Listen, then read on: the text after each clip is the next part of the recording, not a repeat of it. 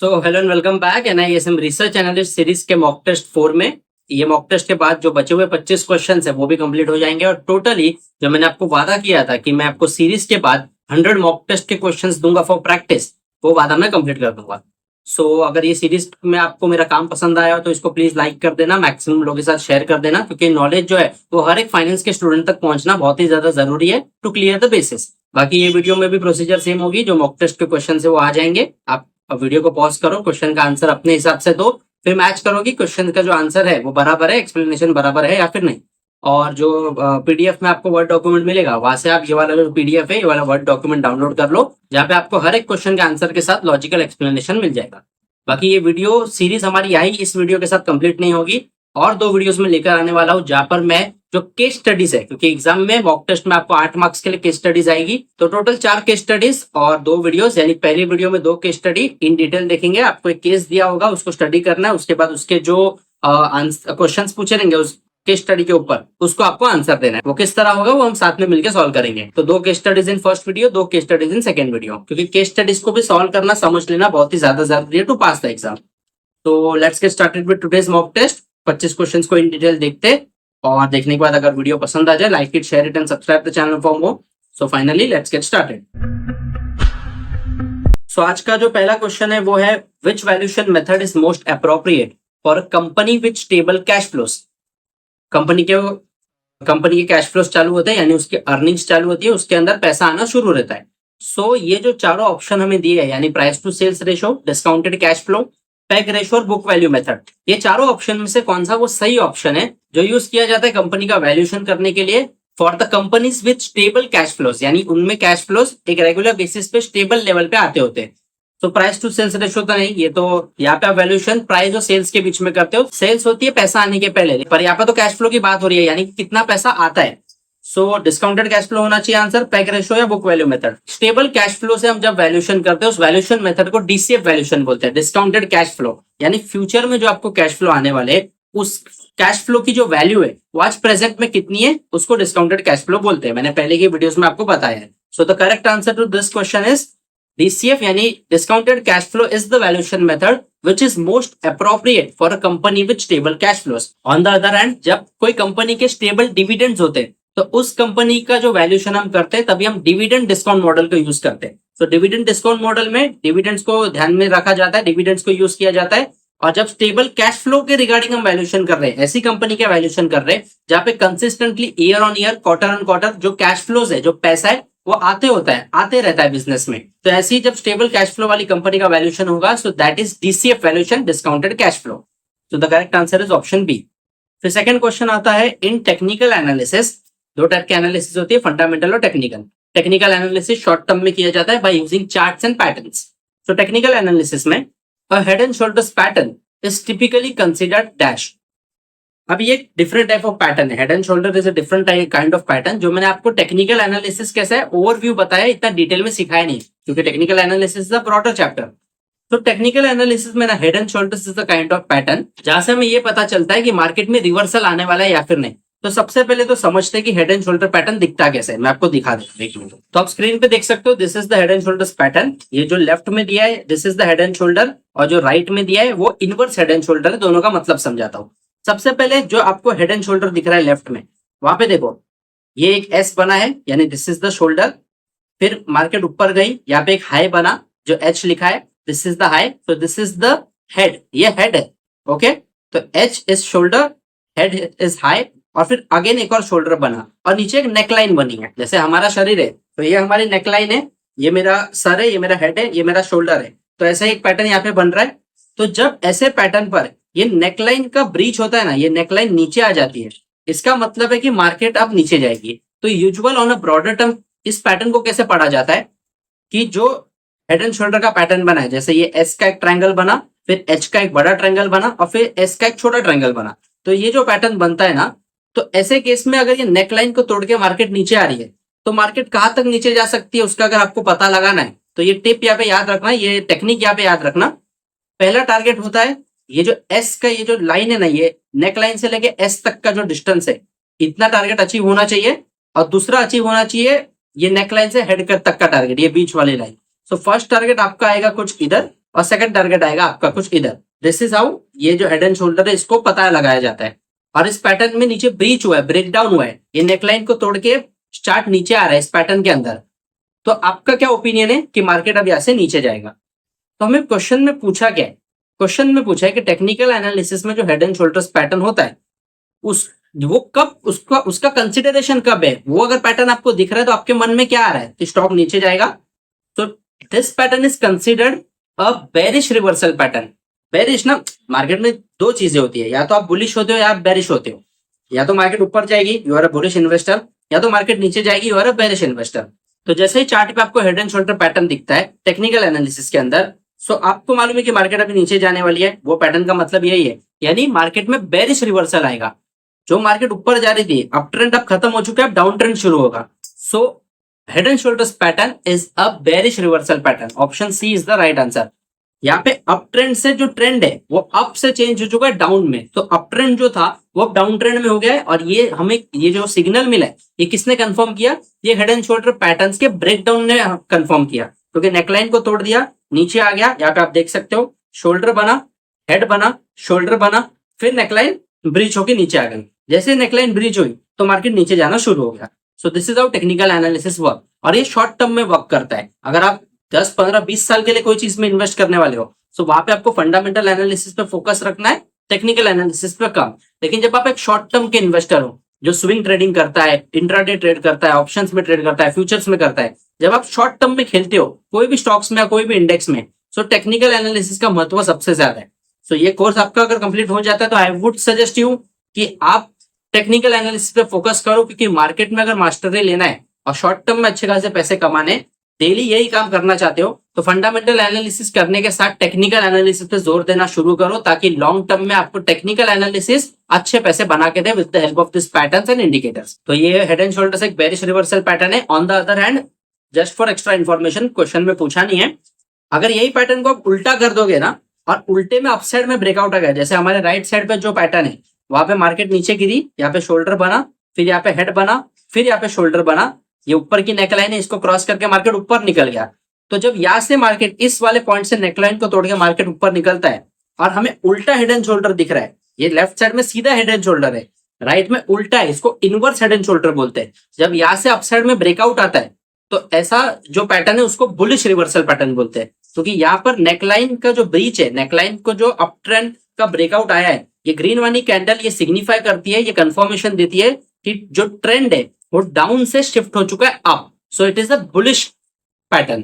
तो इतना याद रखो, head and shoulder is a bearish reversal pattern, whereas inverse head and shoulder, उल्टा head and shoulder is a bullish reversal pattern. तो हमारे जो क्वेश्चन में हमें हेड एंड शोल्डर के बारे में पूछा है, so option C is the right answer. So let's move on to third question. Third question थोड़ा कैलकुलेशन बेस्ड है। पूछा क्या है? A company stock is currently trading at 120। Company का स्टॉक 120 रुपए का है और उसका जो एक्सपेक्टेड डिविडेंड अगले साल आने वाला है वो 6 रुपए का है, यानी 6 रुपए का डिविडेंड कंपनी अगले साल पे करे। ओके, और डिविडेंड की जो ग्रोथ है, और यह डिविडेंड का जो एनुअल ग्रोथ रेट है वो 4% से होने वाला है। यानी इस साल अगर 6 रुपए आएगा तो अगले साल 6 रुपए प्लस 4%, यानी कितना हो गया?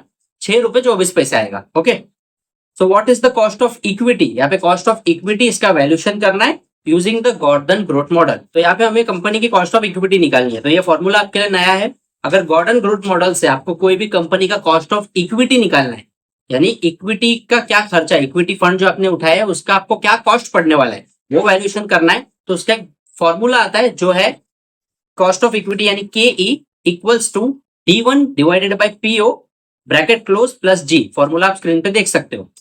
तो यहाँ पे सब चीजें हमें दी हुई है। जो हमारा एक्सपेक्टेड डिविडेंड है नेक्स्ट ईयर D1 वो है 6 रुपए का, 120 रुपए का हमारा स्टॉक प्राइस है, तो PO जो है वो हमारा स्टॉक प्राइस है, और डिविडेंड 4% से ग्रो होने वाले। तो 4% यानी कि 0.04 प्लस 0.04 हो जाएगा। सो इसको फॉर्मूला में डाल दो, 6 डिवाइडेड बाय 120, तो ये आ जाएगा 0.05। और ग्रोथ रेट कितना है? 0.04, क्योंकि 4% यानी कि 0.04 होता है। तो इसको अगर हम ऐड करेंगे तो टोटल आता है 0.09। इसको परसेंटेज में लिखोगे तो इंटू 100 कर देंगे तो आंसर आता है 9%। So answer C, that is ये कंपनी जो कॉस्ट ऑफ इक्विटी है using the Gordon growth model वो है 9% की। इसका मतलब क्या है? कंपनी जो इक्विटी शेयर होल्डर से पैसा उठा रही है वो उठाने में जो कंपनी की टोटल कॉस्ट है और उसको जो रिटर्न्स देने वो है 9% के, यानी 9% तो इसका बेर मिनिमम कॉस्ट है, उसके ऊपर जो कंपनी कमाएगी that will be the company's profit. तो हमारे केस में cost of equity using the Gordon growth model जो हमारे हमें इंफॉर्मेशन दी थी उसके हिसाब से है 9%। So answer C is the right option. फिर फोर्थ क्वेश्चन आता है, if a company has a high PE ratio compare to the industry average it may suggest. अब ये क्वेश्चन थोड़ा कॉन्ट्ररी है, इसके दो आंसर्स हो सकते हैं। एक हाई पी क्या होता है, सबसे पहले पी रेशो का मतलब क्या है? पी रेशो यानी कि एक कंपनी में 1 रुपया कमाने के लिए कितने रुपए लगाने। Generally good P ratio is around 20 to 25, यानी 20 से 25 के बीच में अगर पी रेशो है तो वो कंपनी लॉन्ग टर्म के लिए अच्छी होती है, बेनिफिशियल होती है। एक और तरीका मैंने आपको वैल्यूएशन करने का बताया यूजिंग द पी रेशो, कि अगर पी रेशो बहुत ही ज्यादा है, समझो 60-70 का है, तो दूसरी चीज हम क्या देखते हैं, वो कंपनी जो इंडस्ट्री में काम करती है वो इंडस्ट्री में पी रेशो क्या चल रहा है। अगर इंडस्ट्री रेशो से पी रेशो कम है इसका मतलब है स्टॉक अंडर वैल्यूड है, फ्यूचर में बड़ी अर्निंग्स दे देगा।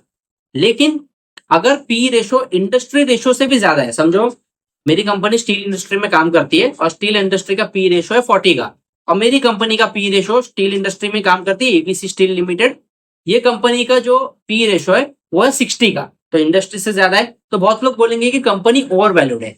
लेकिन मेरी कंपनी का पी रेशो हाई होने का कारण क्या है? क्योंकि मेरी अर्निंग ज्यादा है। अगर मेरी अर्निंग ज्यादा है तो जनरली मेरा पी रेशो ज्यादा होगा।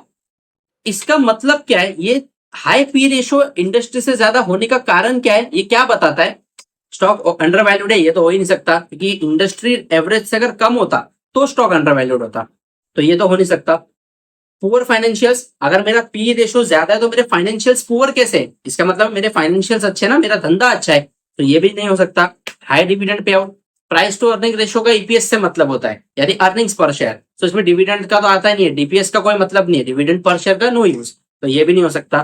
तो ये चीज क्या बताती है? ये बताती है कि मेरी कंपनी की जो अर्निंग्स ग्रोथ की एक्सपेक्टेशन है वो बहुत ही ज्यादा स्ट्रॉन्ग है। इसका मतलब है my company is optimistic about the future earnings, futures में जो कैश फ्लो आएंगे वो बहुत ही ज्यादा बड़े होंगे, हाई पी ये बताता है। लेकिन यहाँ पे एक इंडिविजुअल जो इंटेलेक्चुअल इन्वेस्टर है वो ऐसे कंपनीज को अवॉइड करता है। क्यों बताता हूँ?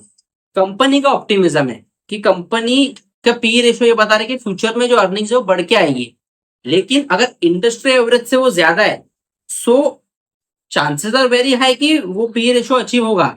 लेकिन ऑन द अदर एंड अगर ऐसे स्टॉक को छोड़ के हम अंडर वैल्यू स्टॉक्स में इन्वेस्ट करेंगे सो लॉन्ग टर्म में डेफिनेटली वो ज्यादा बेनिफिशियल होगा। लेकिन अगर शॉर्ट टर्म में आपको खेलना है, जैसे as a research analyst you will be giving the calls to your investors on a short term basis, कि आप ये स्टॉक को 3 महीने के लिए बाय कर सकते हो, 6 महीने के लिए बाय कर सकते हो, और बाद में आप अपना रेटिंग बाय से चेंज करके होल्ड या सेल पे डाल सकते हो। सो जब शॉर्ट टर्म में खेलना है तो ये सब रेशियोज को समझ लेना। देखो पी रेशो सेम चीज में वर्क करता है, सेम वर्क करता है, लेकिन वो लॉन्ग टर्म में अलग तरह से वर्क करेगा और शॉर्ट टर्म में अलग तरह से वर्क करेगा। तो वो कहाँ पे किस तरह से काम करने वाला है या पढ़ लिख के नहीं समझ सकते हो, this will come to you by experience. तो इसलिए अभी रिसर्च एनालिस्ट अगर फुल फ्लेज भी नहीं बने हो, नो इशू, शॉर्ट लेवल पे फंड्स को, खुद के फंड्स को, मम्मी डैडी के पैसों को मैनेज करना सीखो, समझो, या फिर फ्री में भी फ्रंट पेज ऐप पे होता है। फ्रंट पेज ऐप आपको फ्री में मतलब एक वर्चुअल ट्रेडिंग अकाउंट देता है जहाँ पे 10 लाख रुपए वो आपको देगा, उसको आप अपने हिसाब से मैनेज करो, या फिर बहुत से ऑनलाइन इवेंट्स में पार्टिसिपेट करो जहाँ पे आपको डेमो अकाउंट दिया जाता है जिसमें 50 लाख या 1 करोड़ कुछ तो अमाउंट होगी, और एक हफ्ते में जो सबसे अच्छा उसमें परफॉर्म करेगा उसको फिर रियल प्राइज मनी में कैश भी मिलता है। तो इस तरह से सब होता है, you can search this online. तो हमारे केस में पूछा गया है क्वेश्चन में, कंपनी का अगर हाई पी रेशियो है compare to the industry average तो वो ये सजेस्ट करता है कि कंपनी की फ्यूचर ग्रोथ है, जो अर्निंग्स ग्रोथ का पोटेंशियल है वो बहुत ही ज्यादा हाई है। तो option B is the right answer. फिर बढ़ते हैं क्वेश्चन 5 की तरफ। क्वेश्चन 5 है, which of this ratios best assesses of firm's capital structure, यानी इनमें से कौन सा रेशियो है जो फर्म का जो एक कंपनी है उसका कैपिटल स्ट्रक्चर किस तरह डिफाइन करता है, किस तरह उसको एसेस करता है वो बताता है। So option A is quick ratio, option B return on assets, option C debt to equity, option D gross margin. अब देखो कैपिटल स्ट्रक्चर का मतलब है कि कंपनी ने जो पैसा रेस किया है ना लोगों से, उसका स्ट्रक्चर क्या है, क्या पूरा इक्विटी के थ्रू रेस किया है या डेट के थ्रू रेस किया है या इक्विटी और डेट के मिक्स के थ्रू रेस किया है। तो कैपिटल स्ट्रक्चर क्या बताएगा कि कंपनी ने पैसा किन किन सोर्सेज से किन रेशो में रेस किया है। तो वो रेशो हमें क्या है, क्विक रेशो तो नहीं हो सकता क्योंकि वो तो शॉर्ट टर्म लाइबिलिटीज के बारे में है। रिटर्न ऑन एसेट तो हो ही नहीं सकता क्योंकि वो तो हमें ये बताएगा कि एक एसेट के पीछे कंपनी क्या पैसा कमा रही है। ग्रॉस मार्जिन नहीं हो सकता क्योंकि ग्रॉस मार्जिन का मतलब क्या है, कंपनी ने कितना प्रॉफिट जनरेट किया on a product, that is gross margin. तो ये भी कैपिटल स्ट्रक्चर नहीं है। कैपिटल स्ट्रक्चर नहीं, पैसा किस तरह रेस किया भाई, धंधे की बात ही नहीं हो रही है। धंधा चलाने के लिए जो आप धंधा कर रहे हो वो छोड़ो, लेकिन धंधा चलाने के लिए जो आपको कैपिटल लगता है, जो पैसा लगता है, वो किस तरह किन रेशो में रेस किया है, तो that will be told to us by debt to equity ratio. Debt to equity ratio shows us कि कंपनी में कितना डेट है, कितना इक्विटी है। और एक अच्छी कंपनी में दोनों का मिक्स होना चाहिए। कैपिटल जो कंपनी रेस करती है उसमें इक्विटी कैपिटल भी होना चाहिए, यानी शेयर होल्डिंग फंड होना चाहिए, इक्विटी कैपिटल, जहाँ पे कंपनी जिस तरह ग्रो करेगी उस तरह इन्वेस्टर्स को रिटर्न मिलेंगे। कंपनी अच्छी, ग्रोथ अच्छी तो रिटर्न्स अच्छे है, कंपनी लॉस मेकिंग है, नीचे जा रही है तो रिटर्न्स भी वैसे ही आएंगे। और डेट का थोड़ा फंडिंग भी होना चाहिए। डिबेंचर होल्डर्स का फंडिंग का मतलब क्या है कि डिबेंचर्स में कंपनी ने इन्वेस्टर्स ने इन्वेस्ट किया कंपनी के डिबेंचर्स में, तो उस पैसे पे कंपनी को फिक्स्ड इनकम, फिक्स्ड लोगों को इंटरेस्ट देना ही है। It doesn't matter company profit कर रही है, लॉस कर रही है। So this is how ideal company should have a mix of debt and equity both. और डेट एंड इक्विटी जो रेशो है, डेट टू इक्विटी रेशो, वही कंपनी का जो कैपिटल स्ट्रक्चर है, किन सोर्सेस से कंपनी ने पैसा रेज किया है, उसको बेस्ट एसेस करके दर्शाता है। So in our case option C, that is debt to equity ratio, is the right answer. Now moving on to the sixth question. Sixth question है, which type of risk cannot be eliminated through diversification? I guess ये repeat question है, पहले भी कर चुके हैं। Risk बहुत type की होती है, जिसमें प्राइमरली दो टाइप है, सिस्टमेटिक, अनसिस्टमेटिक। सिस्टमेटिक रिस्क को आप अवॉइड नहीं कर सकते क्योंकि वो सबके लिए होती है। Unsystematic risk business specific risk होती है। You can avoid that bye diversifying your portfolio, investing in many companies. तो क्वेश्चन क्या पूछा है, इनमें से कौन से रिस्क है जिसको आप डाइवर्सिफिकेशन के थ्रू एलिमिनेट नहीं कर सकते? Simple answer, systematic risk. क्योंकि सिस्टमेटिक रिस्क मैंने अभी बोला, systematic risk you cannot avoid, ये सबके लिए होती है। मार्केट में अगर जैसे अभी टैरिफ वॉर चल रहे हैं, ऑल ओवर वॉर चल रहा है, जितने भी वॉर्स चल रहे हैं उसकी वजह से पूरा स्टॉक मार्केट नीचे जाएगा। तो स्टॉक मार्केट नीचे जा रहा है तो इसका मतलब है वो सारी कंपनीज नीचे जाएगी। अच्छी भले कंपनी प्रॉफिटेबल है, अच्छा कर रही है, क्वार्टर अच्छा दिया, सब अच्छा कर रही है, एकदम प्रॉफिट मेकिंग कंपनी है, लेकिन जब ओवरऑल सेल ऑफ आता है तो अच्छी कंपनीज भी नीचे ही आएगी। सो सिस्टमेटिक रिस्क को आप अवॉइड तो नहीं कर सकते। So it cannot be eliminated through diversification. So in our case option C is the right answer, that is systematic risk is the type of risk which you cannot eliminate through diversification. फिर आते question 7, a company's free cash flow is typically calculated as।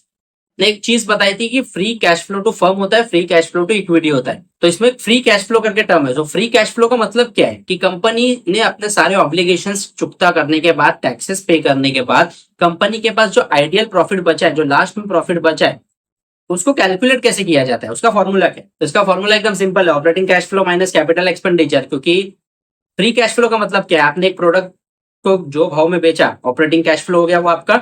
उसमें से उस product को बनाने में, उस product के पीछे जो भी खर्चे हुए और जो भी डेप्रिसिएशन, टैक्सेस वैक्सेस जो भी लगाए, वो सब अपने सेल में से निकाल दिया। तो जो बचता है that is your free cash flow. वो कैश फ्लो अब आप यूज करोगे टू ग्रो योर बिजनेस और to pay to the share holders. तो option B is the right answer, that is free cash flow in a firm is typically calculated as operating cash flow minus capital expenditure. फिर 8वें question की तरफ बढ़ते हैं, which of the following is not a valid method for estimating the intrinsic value of a company? यानी ये जो 4 methods दिए, इसमें से ऐसा कौन सा मेथड है जो वैलिड नहीं है to estimate the intrinsic value? Intrinsic value यानी कंपनी का खरा भाव। वैल्यूएशन करने के बाद हमें इंट्रिंसिक वैल्यू मिलती है। मैंने ये सब ऑलरेडी डिस्कस किया है कि हाउ इंट्रिंसिक वैल्यू वर्क्स। ये होती क्या है, कंपनी की फेयर वैल्यूएशन, फेयर एस्टिमेशन। जैसे कंपनी 200 रुपए पे मार्केट में चल रही है, लेकिन वैल्यूएशन करने के बाद आपको पता चला कि कंपनी बहुत ही ज्यादा स्ट्रांग है, फ्यूचर अच्छा है, तो कंपनी का भाव होना चाहिए 300 रुपए। तो एट प्रेजेंट 200 पे चल रही है, अंडर वैल्यूड कंपनी है, तो this is a good stock for future, ऐसा जनरली माना जाता है। तो ये 300 रुपए निकालने के लिए आपने कोई मेथड को यूज किया रहेगा, कोई वैल्यूएशन टेक्निक को यूज किया रहेगा। तो इनमें से कौन सी वो टेक्निक है जो यूज करके आप ये 300 रुपए का जो आंकड़ा है, जो वैल्यू है, वो नहीं निकाल सकते, यानी कंपनी की इंट्रिंसिक वैल्यू नहीं निकाल सकते? Discounted cash flow, discounted cash flow से तो निकाल सकते हो क्योंकि ये वैल्यूएशन करने का पॉपुलर मेथड है। Price to earning ratio, P ratio के वैल्यूएशन से भी निकलता है। Technical indicators like RSC and MSCD, technical indicator फिर एसेट बेस्ड वैल्यूएशन से निकलता है, ये भी वैल्यूएशन टेक्निक है। लेकिन क्या आप टेक्निकल इंडिकेटर जैसे आरएसआई, रिलेटिव स्ट्रेंथ इंडेक्स, या MSCD, moving average conversion divergence, ये जो दो इंडिकेटर्स है, क्या आप इसको यूज करके कर सकते हो? बिल्कुल नहीं। इससे तो आपको शॉर्ट टर्म का मूवमेंट मालूम पड़ेगा, यानी एक स्टॉक 200 पे चल रहा है तो क्या कोई पैटर्न बन रहा है जिससे स्टॉक नीचे पर गिरने वाला है? क्या कोई ऐसा बुलिश पैटर्न बन रहा है? जैसे इनवर्स हेड एंड शोल्डर अगर बन रहा है 200 रुपए के चार्ट पे, तो मुझे लग रहा है कि नेकलाइन टूट गई है, ऊपर पे ब्रेकआउट आया है, वॉल्यूम अच्छा है, आरएसआई का भी अपसाइड बता रहा है, एमएससीडी का भी क्रॉसओवर है, सो आई कैन बेट कि ये ऊपर जा सकता है. In this case I can buy the stock to go up और I can buy the futures और options contract of that particular stock. लेकिन क्या मैं इससे ये पता लगा सकता हूँ कि कंपनी का खरा भाव क्या है? वो तो मेरे को पता नहीं है. जो मेरे को चार्ट पे दिख रहा है that is the real picture. Company का एस्टिमेशन तो मैं कर नहीं पाऊंगा यूजिंग दैट इंडिकेटर्स, क्योंकि इंडिकेटर्स जो है that are based on the historical data कि पास्ट में कैसा परफॉर्म किया है, और उस हिसाब से आपको आरएसआई या एमएससीडी बताता है, सिग्नल्स देता है. ये सिग्नल्स कभी कभी एकदम एक्यूरेट होते हैं, कभी कभी लेट होते हैं. So it depends on the psychology and how you see the market. लेकिन इससे आप कंपनी का खराब भाव तो निकाल नहीं सकते. You can not estimate the fair valuation of the company. So in this case technical indicators like RSI and MACD, that is answer C, is the right answer. These indicators are not valid or not a valid method for estimating the intrinsic value, that is true value of the company. फिर आते हैं question 9 की तरफ. Question 9 है which regulatory document mandates research analyst to disclose conflict of interest. हर एक research analyst को conflict of interest का disclosure देना पड़ता है कि उसका उसमें कोई इंटरेस्ट तो नहीं है, और है तो उसका डिस्क्लोजर दे. तो कौन सा रेगुलेटरी डॉक्यूमेंट है, कौन सा रेगुलेटरी एक्ट इसको मैंडेट करता है, इसको गवर्न करता है? कंपनीज एक्ट, सेबी का research analyst regulations act, SEBI का एलओडीआर रेगुलेशंस एक्ट, या इंडियन कॉन्ट्रैक्ट एक्ट. तो सिंपल है यार, सेबी गवर्न करता है रिसर्च एनालिस्ट को, उसको डिस्क्लोजर देना पड़ता है कॉन्फ्लिक्ट ऑफ इंटरेस्ट. तो option B that is SEBI research analyst regulations act 2014 यही गवर्न करता है. ये जो एक्ट है, ये जो रेगुलेशंस है, ये इंश्योर करेंगे कि जो रिसर्च एनालिस्ट है वो ट्रांसपेरेंट है, और इन्वेस्टर जो इन्वेस्ट कर रहा है on the based of the recommendations of the research analyst वो जेन्युइन है और इन्वेस्टर प्रोटेक्टेड है. Okay, so in this case SEBI का जो रिसर्च एनालिस्ट रेगुलेशंस एक्ट है of 2014, this is the document, this is the act which mandates research analyst, जो research analyst को compulsorily disclosure देने के लिए डिस्क्लोजर देने का वो ऑर्डर देता है कि अगर आपका कॉन्फ्लिक्ट ऑफ इंटरेस्ट है you should be disclosing that. Conflict of interest क्या होता है पहले की वीडियोस में इन डिटेल बता चुका हूं. Okay, so in this case option B is the right answer. फिर बढ़ते हैं क्वेश्चन 10 की तरफ कि what does support level mean in technical analysis. मैंने आपको बताया है सपोर्ट लेवल क्या होता है. एक स्टॉक ऊपर जा रहा है, फिर एक लेवल पे आता है, फिर वहां से ऊपर जाना शुरू होता है, फिर एक लेवल पे आता है, वहां से ऊपर जाना शुरू होता है. तो ये जो लाइन है this is the support. Support यानी इसके नीचे स्टॉक जाता नहीं है, यहाँ से सपोर्ट लेके ऊपर आ जाता है. तो क्वेश्चन पूछा गया है सपोर्ट लेवल टेक्निकल एनालिसिस में, उसका मतलब क्या है. So level below which stock is unlikely to fall, और अ स्ट्रॉन्ग सेलिंग जोन, और एरिया ऑफ हेवी रेजिस्टेंस, और a level from which profit booking begins. तो ऑप्शन बी सी डी ये जो तीनों है ये तो रेजिस्टेंस के रिगार्डिंग है, यानी ऊपर जाता है स्टॉक एक लेवल पे, वहां से नीचे आता है, उसके ऊपर जा नहीं पाता. तो जब स्टॉक एक लेवल के ऊपर नहीं जा पाता that is the resistance. So then what is the support, एक ऐसा लेवल जिसके नीचे स्टॉक जाता नहीं है, वहां से सपोर्ट लेके प्राइस ऊपर आना शुरू होता है. तो support level in technical analysis means a level below which the stock is unlikely to fall, उसके नीचे स्टॉक जाता नहीं है. ओके, तो option A is the right answer which defines support level in technical analysis. एक आपको बात बताता हूँ, इतने सारे दुनिया में इंडिकेटर्स है, इतनी सारी चीजें हैं इन टेक्निकल एनालिसिस, बहुत ज्यादा वास्ट है. बट अगर आपने सपोर्ट और रेजिस्टेंस को भी मास्टर कर लिया, ये फाइंड आउट कर लिया कि ऐसे कौन से लेवल से जहाँ पे स्टॉक उठता है, ऐसे कौन से लेवल से जहाँ से स्टॉक गिरता है, if you identify that levels on a chart, आप 80% ऑफ द मैच जीत जाओगे. 80% technical analysis is based on support and resistance. Selling zones, buying zones को आइडेंटिफाई करना सीखो, एक सपोर्ट लेवल रेजिस्टेंस लेवल बना के देखो, उसको रीटेस्ट करो, बैक टेस्ट करो कि किस तरह वर्क करते हैं, उस हिसाब से डिसीजन लोगे. सो 10 में से 8 बार सही जगह पर ही होंगे. ये मैं पर्सनल एक्सपीरियंस से आपको बता रहा हूँ. तो back to the topic, back to the questions. 11th question है इन डीसीएफ वैल्यूएशन यानी डिस्काउंटेड कैश फ्लो का जो वैल्यूएशन होता है, the appropriate discount rate for equity cash flow is. मैंने बताया आप जब डीसीएफ वैल्यूएशन करते हैं तो उसमें डिस्काउंट रेट लेना पड़ता है, ऐसा रेट जिस रेट से आपका डेप्रिसिएशन हो रहा है, जिस रेट से आपके जो फ्यूचर कैश फ्लोज की वैल्यू है वो गिर रही है. तो यहाँ पे क्वेश्चन में थोड़ा ट्विस्ट है, देखो क्वेश्चन ट्विस्ट करके पूछे जाएंगे, आपको लगेगा ये सही आंसर होना चाहिए, लेकिन एक वर्ड पूरे क्वेश्चन का मतलब चेंज करता है. ये क्वेश्चन में पूछा गया, ध्यान से पढ़ो. In DCF valuation the appropriate discount rate for equity cash flows. जब इक्विटी कैश फ्लो का डिस्काउंट रेट लोगे so the discount rate should be cost of equity. Answer C is the right answer. ये अगर ऐसा पूछा होता ना normal in DCF valuation the appropriate discount rate for cash flows, equity word ही नहीं डाला होता, ओनली कैश फ्लोज लिखा होता. So answer should B weighted average cost of capital. Weighted average cost यानी कि equity, cost of equity and cost of debt का mixture करके जो एक रेट निकलता है that is cost of, that is weighted average cost of capital. दोनों का मिक्सचर है, लेकिन ये एक वर्ड डालने से for equity cash flows, so answer is cost of equity. Answer option C is the right answer.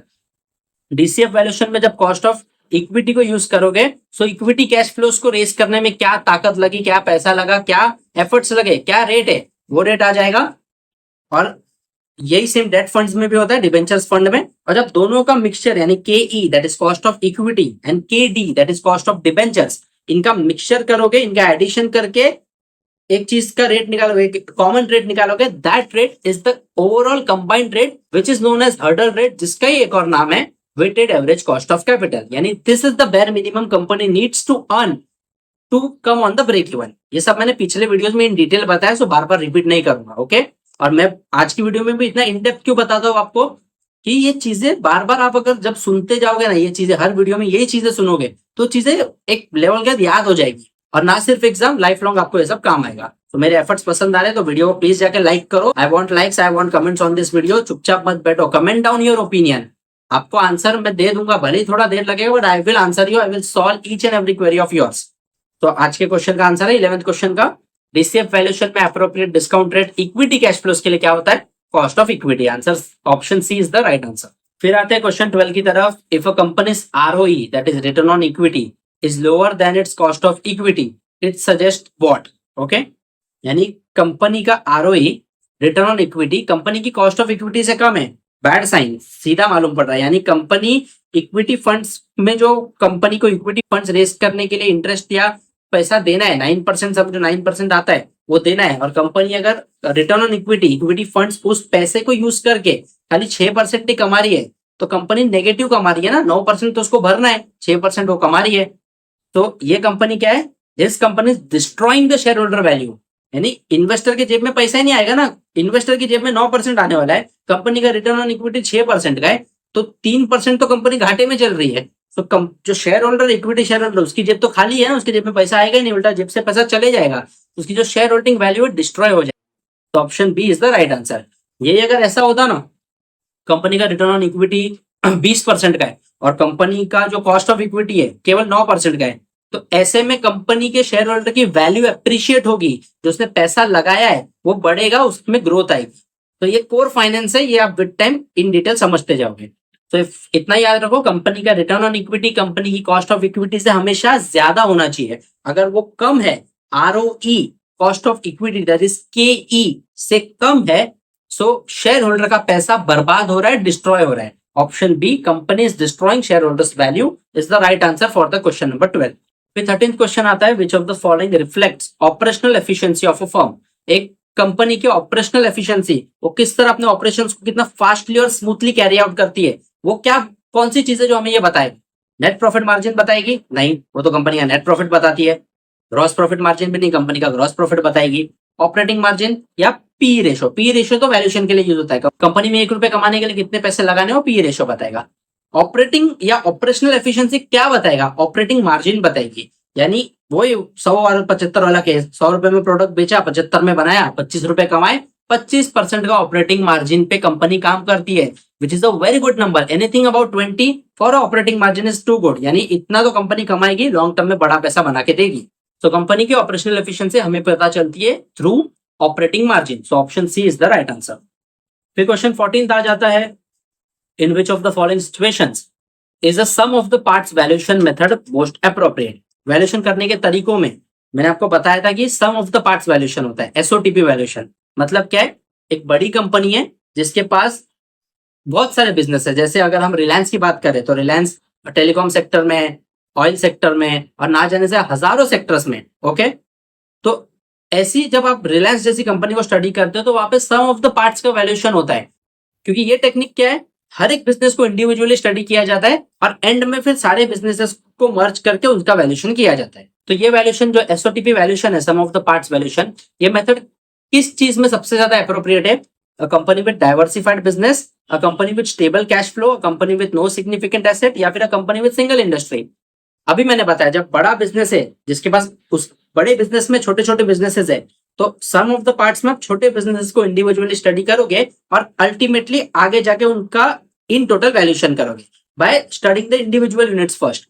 तो company with diversified business segments, जब बड़ी कंपनी है जिसके पास बहुत सारे बिजनेस सेगमेंट है, हर एक सेगमेंट को इंडिविजुअली स्टडी करोगे और वैल्यूएशन करते हो, तो वो एसओटीपी वैल्यूएशन होता है। In this case option A is the right answer. फिर क्वेश्चन 15 आता है, company reports a debt to equity ratio of 3:1, what does this imply?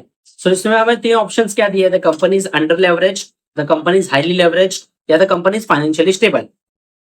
Leverage मैंने सिखाया है, लेवरेज बताया क्या होता है, यानी कंपनी कम पैसों पे बड़ी चीज उठा लेती है, दैट इज लेवरेज। सो एक जो as a firm level on a company basis level, leverage highly leverage कब होता है, जब debt financing is more than equity. क्योंकि कंपनी के पास अगर डेट फाइनेंसिंग ज्यादा है तो उसने हाई लेवरेज लिया है। क्यों लिया है? क्योंकि उसको फिक्स्ड ऑब्लिगेशन ज्यादा है। लेवरेज में आपको ऑब्लिगेशन आ जाता है दैट यू नीड टू पे this much. Equity share holder का पैसा कैसा है, अगर मैं एक इक्विटी शेयर होल्डर से पैसा उठा रहा हूं तो इक्विटी शेयर होल्डर कंपनी का मालिक है, तो जब कंपनी प्रॉफिट करेगी, वो प्रॉफिटेबल बनेगी, तब मैं इक्विटी शेयर होल्डर को पे करूंगा। लेकिन डेट होल्डर को तो मेरे को फिक्स रिटर्न देना ही है, इट डजंट मैटर मेरी कंपनी प्रॉफिट कर रही है लॉस कर रही है। तो समझो मैंने 10% के डिबेंचर्स इशू किए, 10% पे डेट फंड्स इशू किए और कैपिटल रेस किया है, तो मुझे इन एनी सिनेरियो मेरी कंपनी लॉस भी कर रही हो, समझो हजारों करोड़ का, तो फिर डेट होल्डर को मेरे को 10% तो पे करना ही है। तो ऐसा केस में मैंने हाई लेवरेज लेके रखा है ना, मेरा रिस्क हाई है, higher the leverage higher the risk. Okay, तो 3:1 यानी मेरी कंपनी में जो इक्विटी कंपोनेंट है वो कम है, उससे 3 गुना डेट है। तो ये बताता क्या है कि मेरी कंपनी हाईली लेवरेज्ड है। तो option B is the right answer, मैंने हायर लेवरेज लिया, हायर रिस्क लिया है।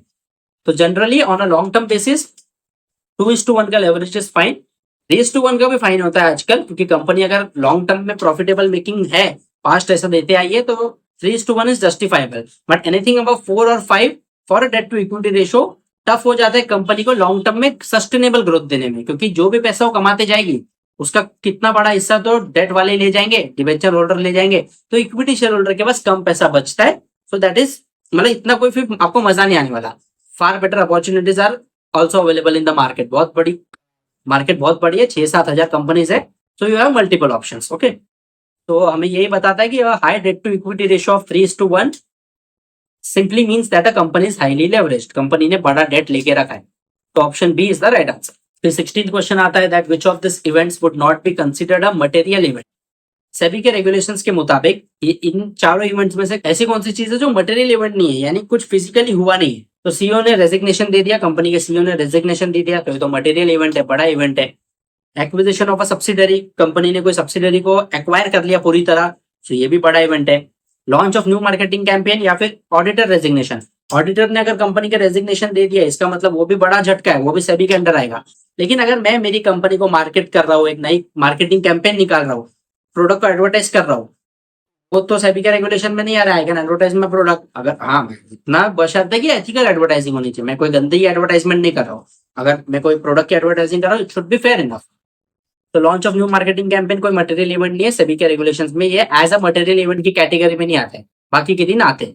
तो option C is the right answer. फिर बढ़ते 17th क्वेश्चन की तरफ, ये कैलकुलेशन बेस्ड है।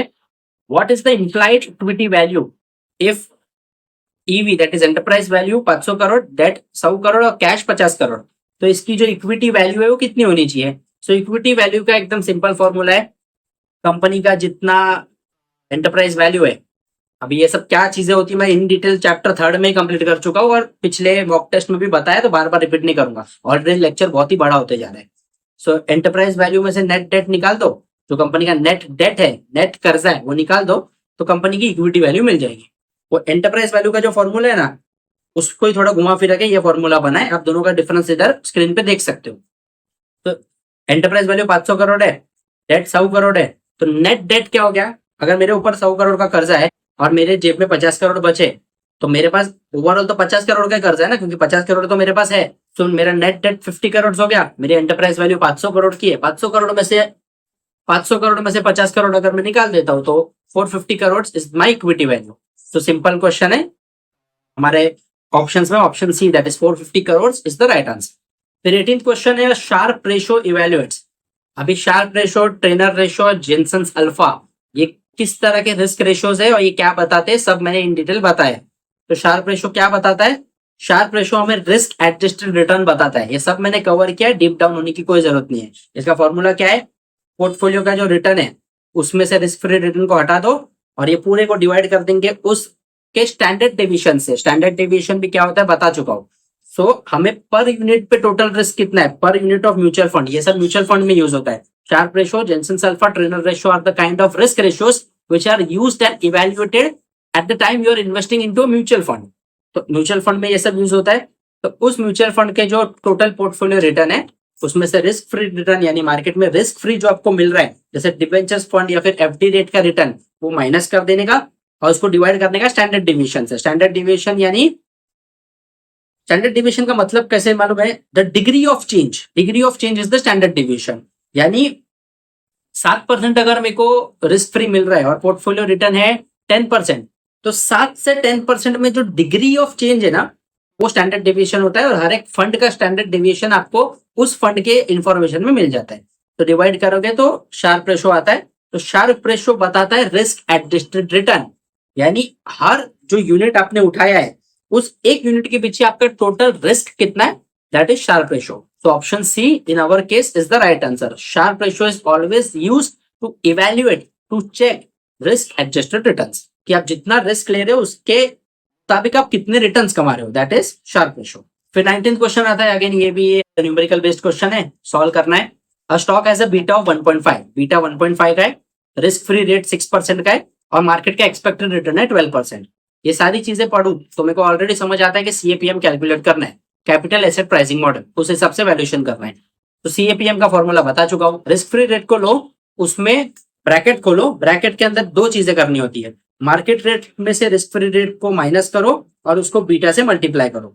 वो जो अमाउंट आएगा, वो जो आंकड़ा आएगा उसको रिस्क फ्री रेट को ऐड करोगे तो that is your value, CAPM value, capital asset pricing model value. ये वैल्यूएशन करने का एक तरीका है, यानी कंपनी का इसके हिसाब से कंपनी के रिटर्न कितने.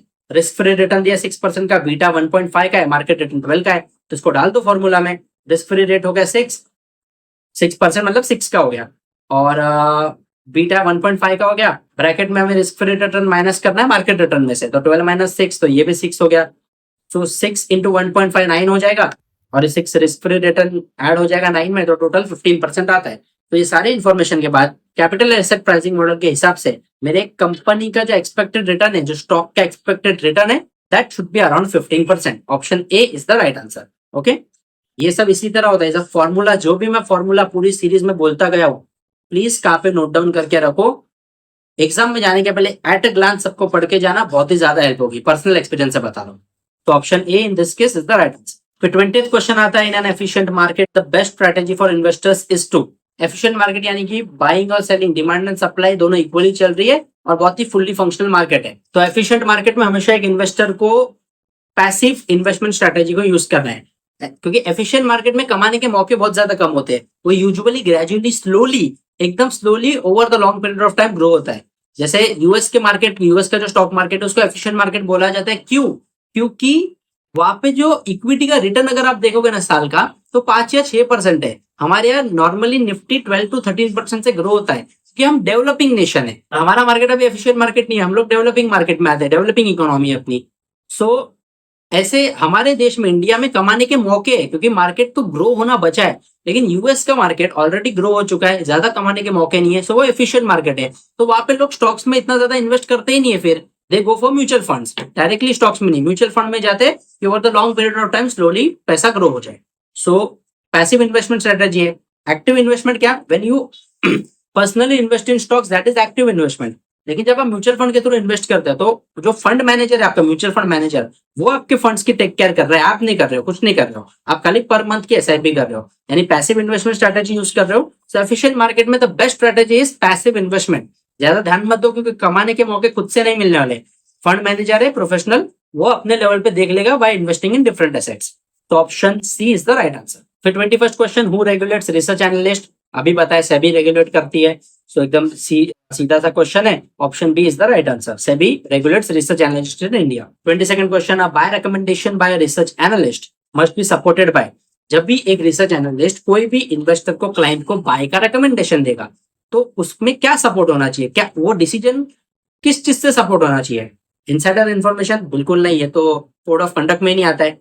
Reasonable basis and research? जी हाँ, आप जो भी डिसीजन ले रहे हो you should be reasonable, you should be explainable, कि यहाँ पे ये मैंने डिसीजन लिया तो इसके पीछे का कारण क्या है. हवा में कोई भी डिसीजन नहीं. If you are giving any kind of decision as a research analyst, you should be disclosing the fact, the reason कि आपने ऐसा क्यों बोला, उसका फैक्ट क्या, उसका रीजन क्या है.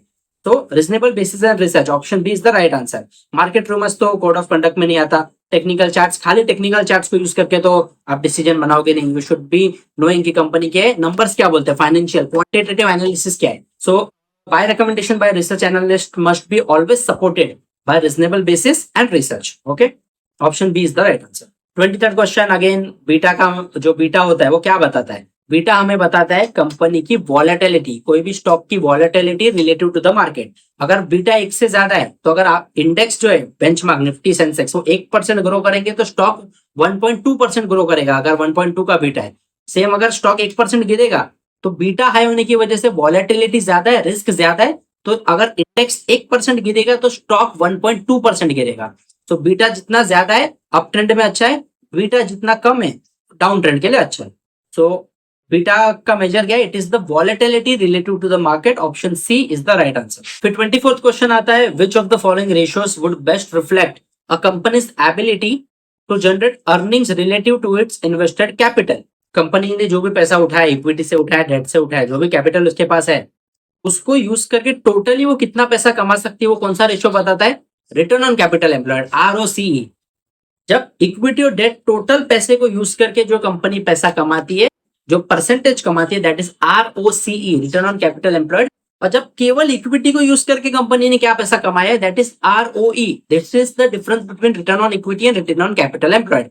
रिटर्न ऑन कैपिटल एम्प्लॉयड पे ऑलरेडी चैनल पे डिटेल वीडियो जाके देख लेना. So return on capital employed, that is ROCE, is the best and the foremost ratio which reflects a company's ability to generate profits on its total invested capital, not only on its equity capital.